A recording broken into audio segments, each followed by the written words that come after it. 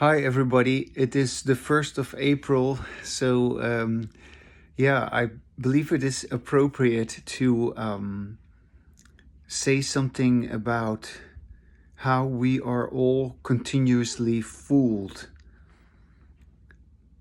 by our usual way of talking.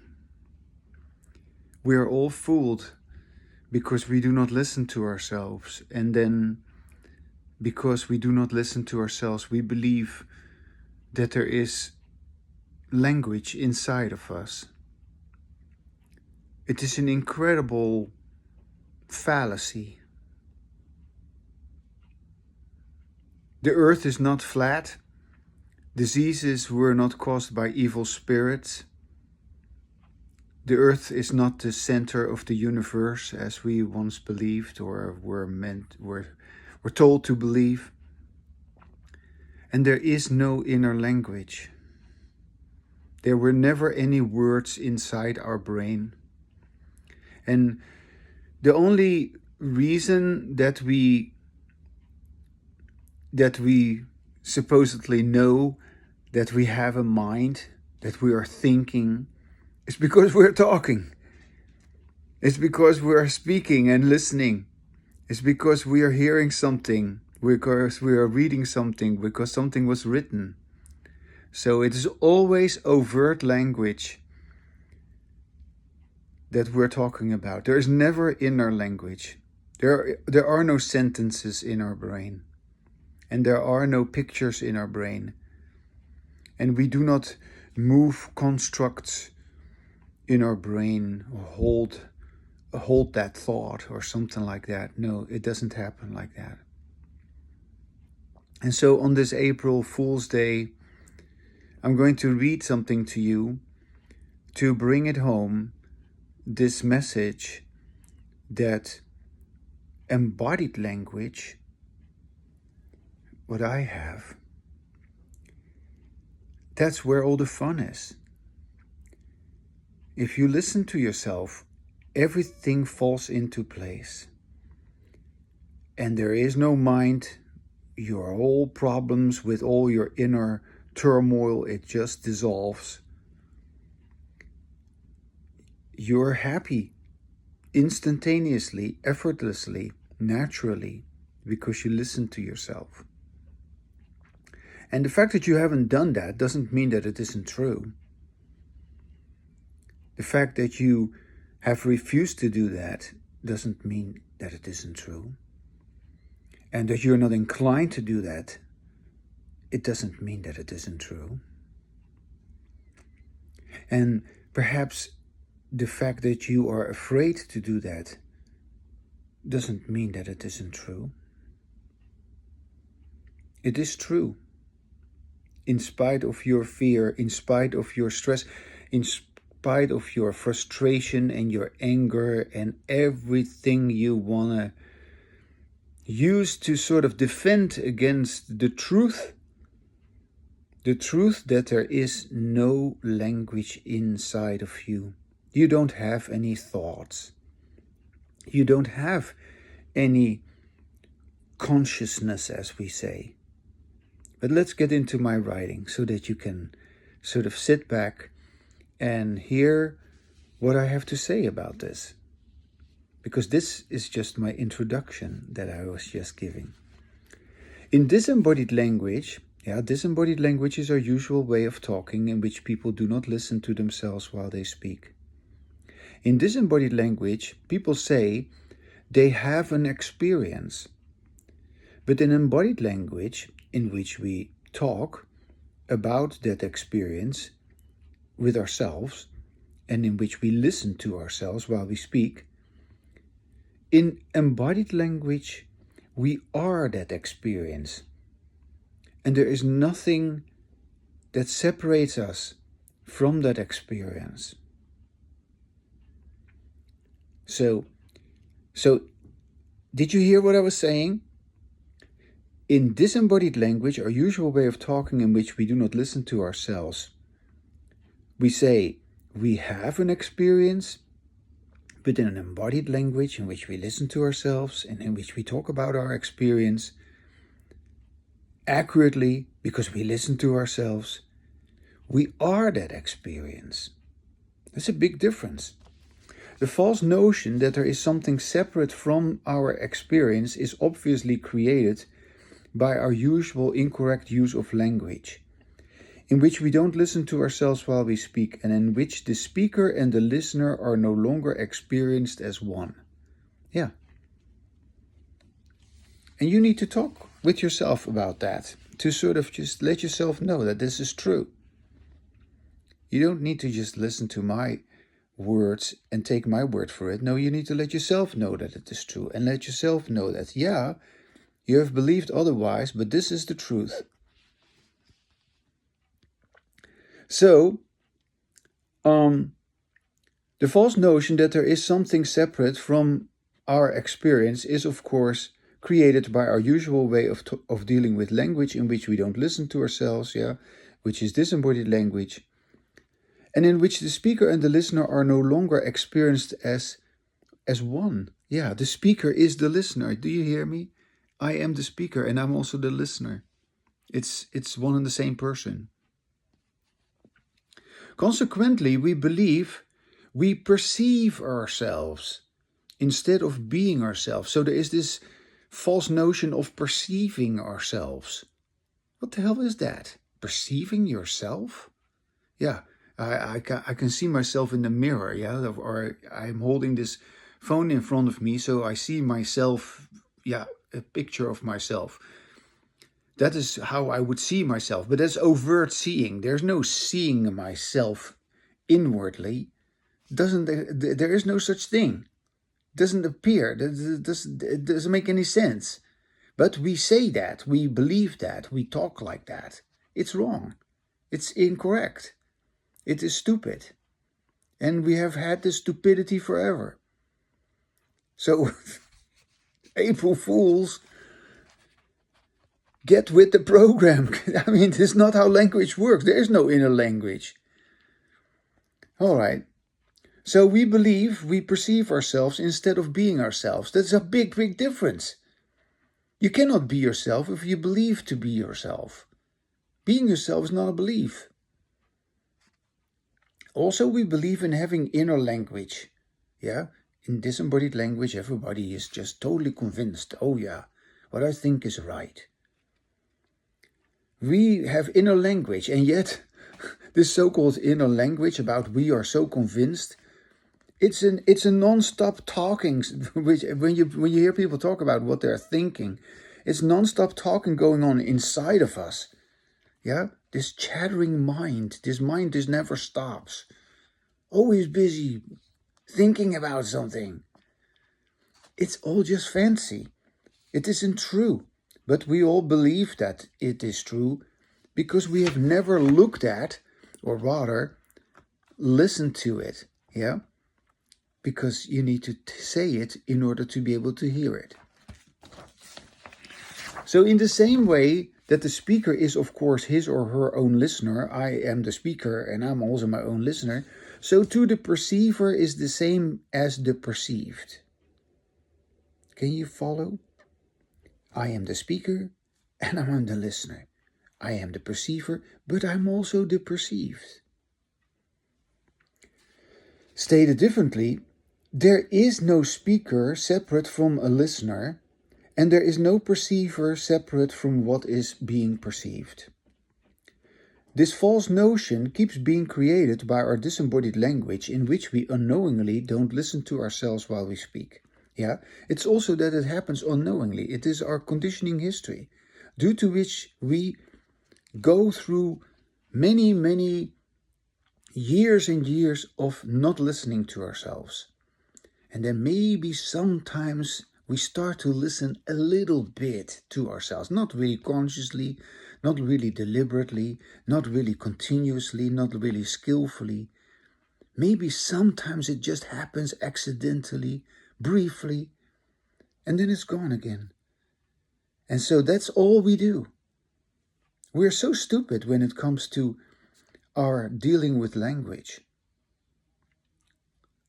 So then you get this false notion which is created by disembodied language, in which we unknowingly don't listen to ourselves while we speak.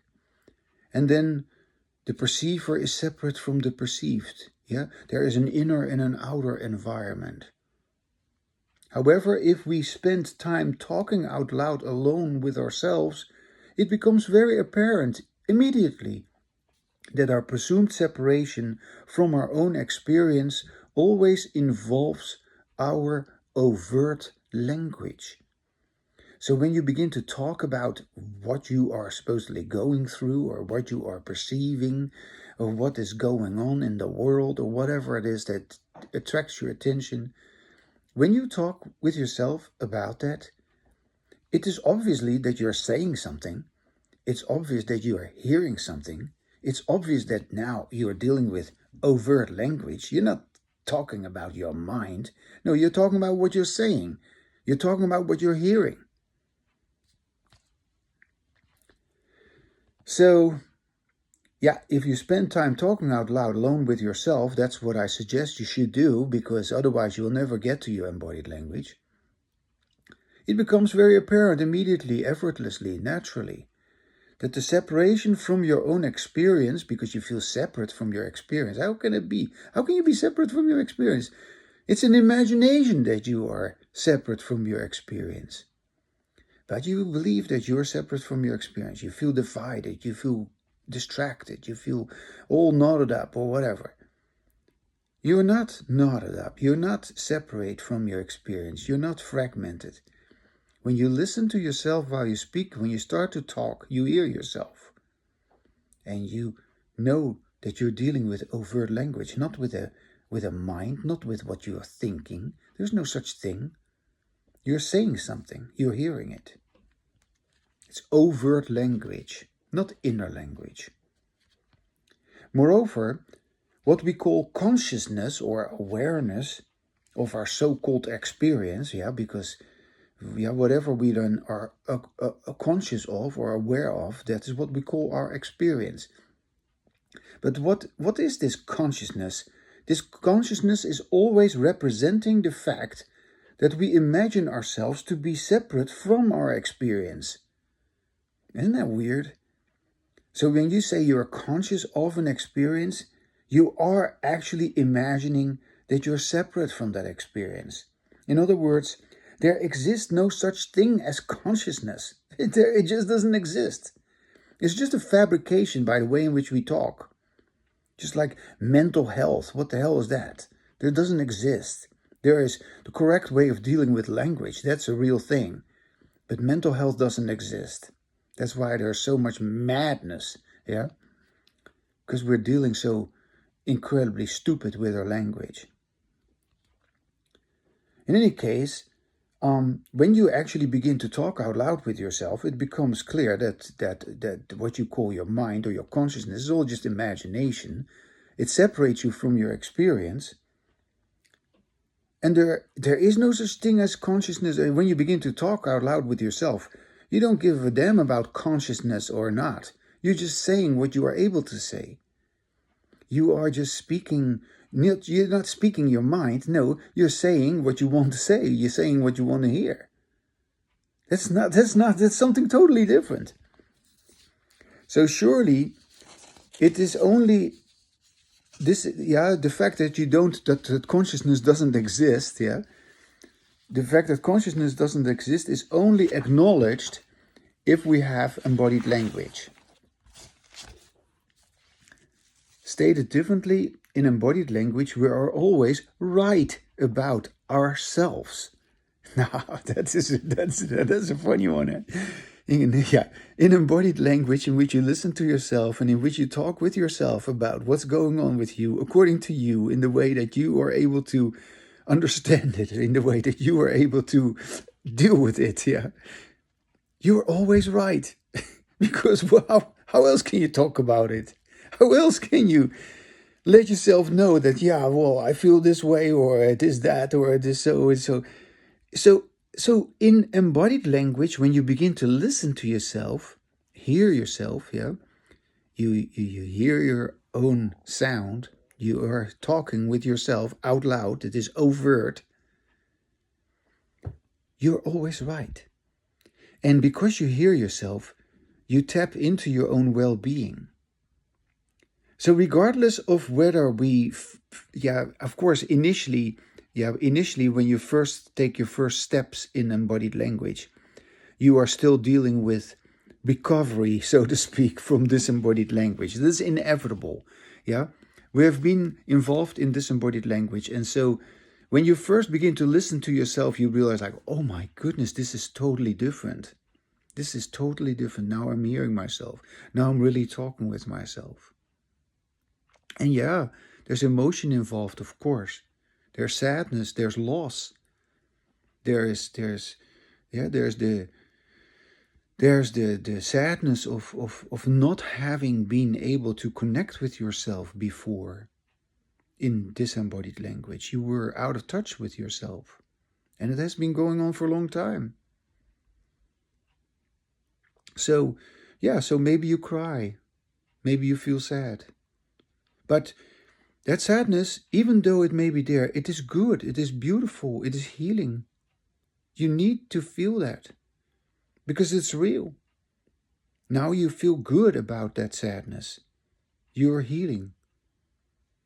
You need to let yourself know that that sadness is inevitable, has to be felt, has to be acknowledged, because you were not listening to yourself. And you were imagining all kind of nonsensical things which only troubled you. And now you are coming to your senses because you're listening to yourself, you're speaking with yourself.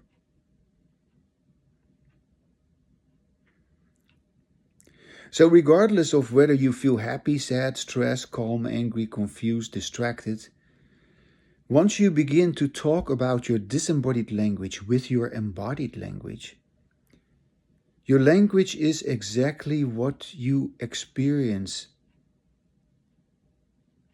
Your language is exactly what you experience. So there's a oneness between your language and your experience. Naturally, in embodied language, we are not right because we are saying this to someone else, but we are right because we are saying this to ourselves. In disembodied language, by contrast, being right is always about being right towards others, and therefore never about being right to ourselves. So as long as we keep being busy with being right towards others, we cannot be right to ourselves. Furthermore, it is of course true that when one discovers that one is right about oneself because your language is accurately expressing your experience, it doesn't separate you from your experience. You are your experience. And it's not about consciousness, it's not about inner language. No, it's about your overt language, which you use correctly. So, of course it is true that when one discovers that one is right about oneself with one's own embodied language, one continues to be right about oneself in spite of the fact that everyone is constantly engaged in disembodied language, in which being right means we're dominating others. Yes. Yeah. So while you are being right about yourself, everybody is trying to be right by dominating others. Therefore, being right about oneself in embodied language is never having anything to do with others.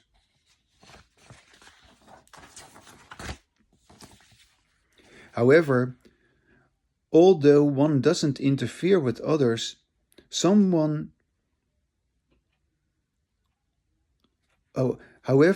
one doesn't interfere with others, someone with embodied language is right about him or herself, while someone with disembodied language isn't right about him or herself, because he or she doesn't listen to him or herself while he or she speaks. Yeah. So it remains true that you being right about yourself, yeah, you are right about yourself because you have embodied language. But someone who doesn't have embodied language, they are not right about themselves. It's still true, even though you don't give a damn about the fact that they are in the dark about what it is like to listen to themselves. Yeah.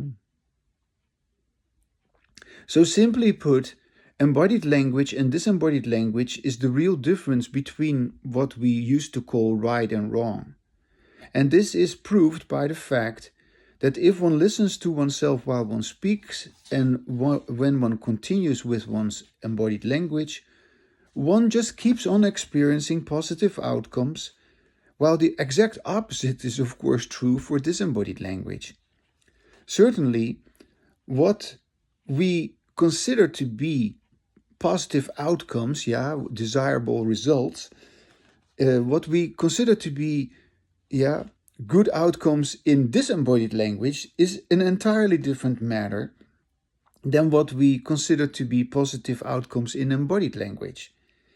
Yeah, in the former, being right over others, winning from others, competing with others, superseding others, that is the goal. That is always what people are trying to do. They're always trying to be on top of it. They're trying to be in control of others, of their environment. Yeah.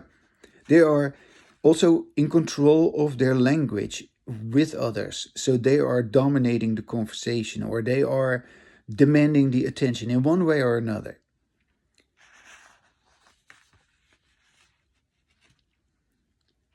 So, but as I was saying, in disembodied language, being right is always about winning from others, competing with others, superseding others. That's the goal. But in embodied language, one is no longer concerned about others. Can you imagine that? Yes. Did you? One is happy with oneself and one isn't concerned about others. As one realizes this is, if you would be concerned about others, that is always happening at the expense of being peaceful with yourself.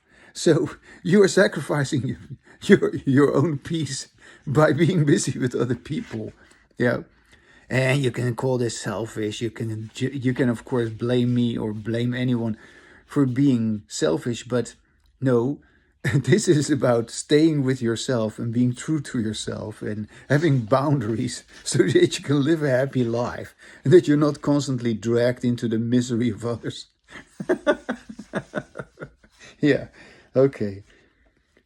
So I just want to read that sentence again, okay? So if one is happy with oneself, one doesn't compete, one doesn't challenge or try to outdo others, as one realizes that this is always happening instead of being peaceful with oneself. Thus, in embodied language, one is right because one always goes for one's own well-being. Yeah. And you know what it sounds like. You know what it feels like. Yeah. If it sounds good, if it feels good, and if it makes sense. You're talking like an enlightened person. Maybe you should continue with your embodied language, in spite of the fact that everybody is busy with disembodied language. It's up to you. And this has nothing to do, however, with peace of mind. No, as there exists no mind in embodied language. What people talk about in disembodied language and refer to as peace of mind simply means that they are temporarily not as much troubled by their disembodied language as they usually are. Yeah, that's really true. For instance, when they do some rituals or when they are involved in some sort of activity which does not require language or only very little language, then they experience this as recreation. Yeah, recreational activities. However, this so-called mindless involvement in superficial activities or amusement, of course, never has the effect on us as our ongoing embodied language can have. Because, make no mistake, we need to say out loud to ourselves that we are indeed our experience. I say again, we need to say out loud to ourselves that we are indeed our experience. whatever that experience may be. Yeah. We are not conscious of our experience, as being conscious of anything signifies that we engage in disembodied language. And therefore, we are using our language incorrectly. Yeah? When you are not listening to yourself, you're bound to use your language incorrectly. And yes, I'm well aware that there have been many so-called mystics who have told their followers to focus only on one thing and one thing only. I am. Yeah. But they have always continued disembodied language. All these so-called spiritual people have always continued disembodied language. They've never acknowledged the difference between disembodied language and embodied language. In spite of their meditation and their whatever, their so-called enlightenment and their so-called consciousness and all that stuff. So these people, these mystics who have told their followers to focus only on I am, they've always continued disembodied language, as they didn't stimulate anyone to talk out loud with themselves about their own experience and to listen to themselves. Nobody has done that. These spiritualists, in effect, have always bypassed language by considering it the mind, which presumably needs to be transcended. Yeah. So it's again this fallacy. Someone like me with embodied language knows there is no mind, no inner language, and thus there is nothing to be transcended. But there is definitely something to be expressed. Do you hear me? And what is expressed? Our own experience is expressed with our embodied language. Yeah. In disembodied language, we cannot do this, as we mistake the description for the described. Yeah. The description of our experience is not the same as the experience. Yeah. And if we get carried away by that description, yeah, then we forget about our experience, and the description becomes more important, and that's what happens in disembodied language. And then you feel like, oh, you're not conscious, you're out of touch with yourself, and all of that is just a fantasy created by your disembodied language. Because once you begin to listen to yourself, speak with yourself overtly, yeah, you let yourself hear what it is that you are experiencing. You cannot deny that you are hearing yourself. Yeah, and you hear your own misery, you hear your own anger, you hear your own irritation, you hear your own stress, you hear your own happiness. And then you can say, oh, I can, if I keep producing the sound of my happiness, I can carry on with it. And then embodied language continues. Yeah. Mm-hmm. So in disembodied language, we mistake the description for the described. Yeah, the description is not the described. Only in embodied language, the description is the described. Because the description doesn't distract from the described in this expression that I'm having about my embodied language. I describe my experience correctly, and therefore there's no disconnect. So in disembodied language, we mistake the description for the described. And as a result of not listening to ourselves while we speak, we imagine there's inner language that occurs. But all of this is instantly and effortlessly dissolving once you begin to talk out loud with yourself and have embodied language. Now, enjoy the 1st of April and just acknowledge that you were fooled by yourself.